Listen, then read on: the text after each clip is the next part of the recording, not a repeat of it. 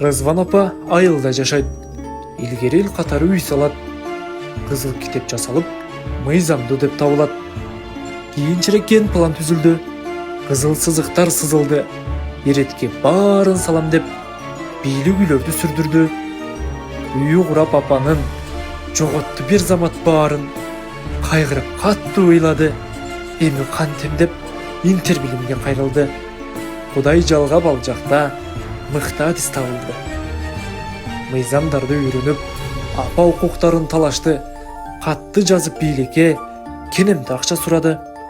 Ай балам, эскертүү катын бербестен жеке менчикке кол салдың. Компенсация акча жок эле, дубалымдын буздуң баарын. Мыйзамдуу жолго барбасаң, сотко мен кайрылам. Айыл өкмөт катты окуду.